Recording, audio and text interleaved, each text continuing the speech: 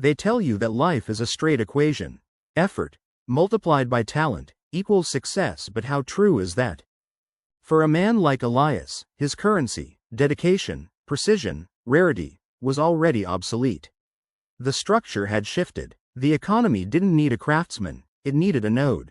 His life is about to become a perfect case study in the architecture of scarcity. He wasn't failing for lack of trying. He was failing because the world had already finished building the walls around him. So relax and enjoy this story. Make sure you leave a comment and subscribe to the channel by the end of the video. Let me know what you think. That way you encourage me and also to know your thoughts on what topic you will like to hear next. Thank you. Elias fought the impending foreclosure the only way he knew how. By pouring everything he had left into a single, defiant piece of work. A restored grandfather clock, perhaps, symbolizing the relentless march of time that was running out for him. He worked 20 hours a day, driven by a faith in intrinsic worth, the belief that genuine quality, undeniable skill, would always find its reward. It was a beautiful, tragic delusion, built on the outdated framework of his grandfather's era. Every late hour, every sacrificed meal, every perfectly placed sliver of brass was a desperate prayer against an invisible, cold equation. The city, meanwhile, continued its silent, calculated expansion.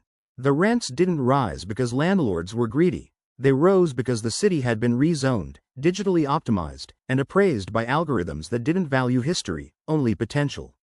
And Elias, the craftsman, was a low-value variable. When the masterpiece was finally complete, Elias took it to the Grand Gallery, the last bastion he thought respected true art. The verdict was swift, and it wasn't delivered by a person, but by a price tag. The offer was less than his monthly interest payment. The curator didn't apologize. He merely shrugged and said, "Authenticity is a niche market now. People prefer digital replication. It's more accessible." The truth hit harder than any gavel. Elias wasn't being punished for poor work. He was being made obsolete by a collective decision to prioritize cheapness and scalability over skill and soul. His failure was not a personal one, it was an architectural necessity. He returned to the workshop, not with a plan, but with the hollow certainty of defeat. The system had won, not through malice, but through sheer, cold efficiency. His craftsmanship, his dedication, the things he was told defined his worth, were exposed as fragile against the concrete wool of the collective. The eviction was not a mistake, it was a necessary cleansing, performed by an economy that had simply declared him redundant. The tragedy wasn't the loss of the rent money. The tragedy was the loss of his purpose.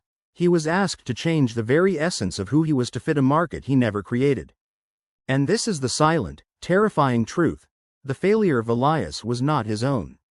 It was the verdict of a million small, unseen societal decisions, in city council meetings, in corporate quarterly reports, and in the digital echo chambers that value speed over substance. The architecture of society ensures that some beautiful, deserving souls are built to fail.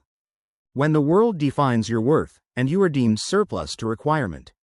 Is your failure truly yours, or was it orchestrated? Leave your answers in the comment sections.